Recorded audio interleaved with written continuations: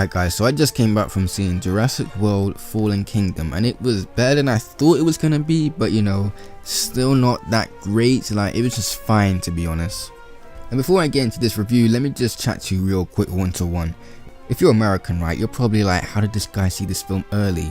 This film actually came out on the 6th for the UK. It actually comes out on the 22nd for the US for some reason. Not sure why this is. I mean, because it's usually like the other way around. The UK are always getting things late. You know, just like Incredibles 2 and Ant-Man and the Wasp. Like, we're getting those a month late. And that's due to the World Cup.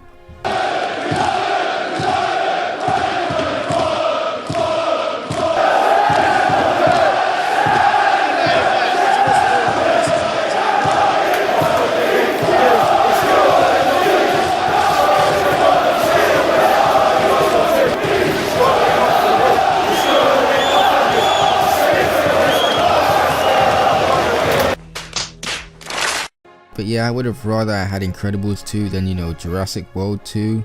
Because, you know, guys, this film is not that great. Like, it's fine. You know, if you shut your brain off, you can enjoy it. But when you actually pay attention to, you know, the actual important elements of cohesive storytelling, the film's kind of whack, fam.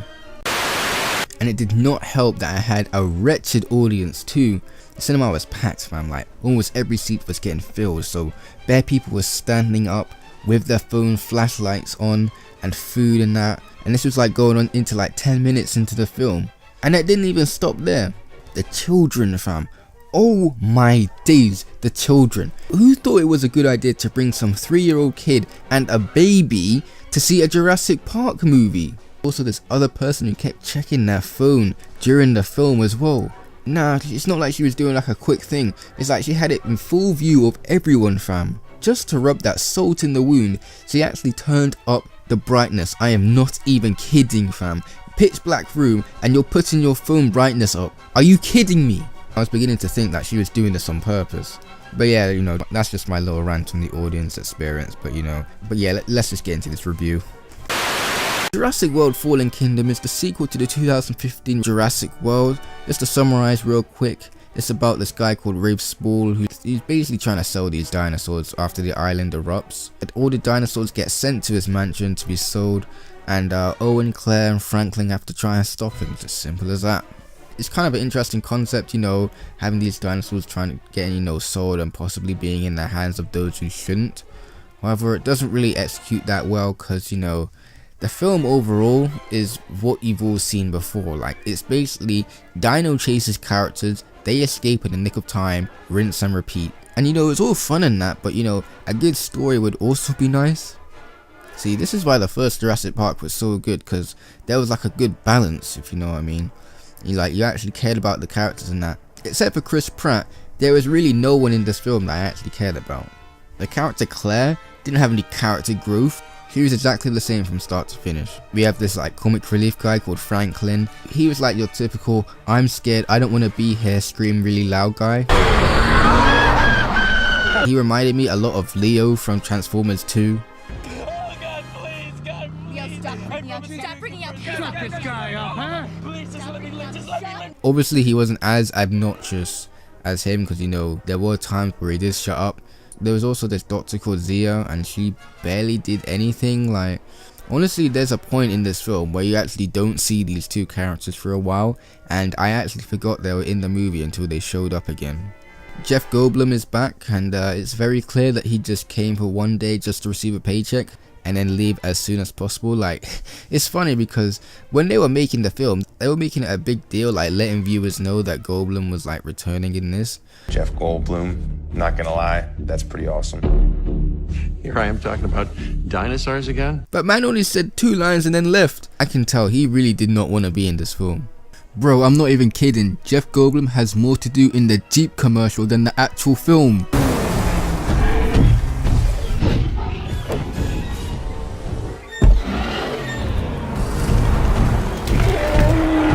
How do you like it now, my friend?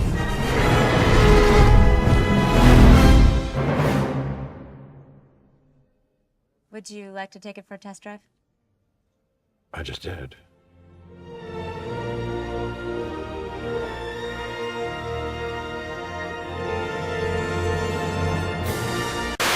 Alright, let's talk about these villains. The villains Eli Mills, played by Reeve Spall, and Mr. Eversole, played by Toby Jones.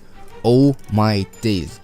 They were atrocious, fam. What a disgrace. Talk about one-dimensional. The motivations can be summed up as, I want money, so let's just sell these dinosaurs. Some parts they were almost like cartoons by how cliche they were. I just expected a little more from the villains, like they were not intimidating at all.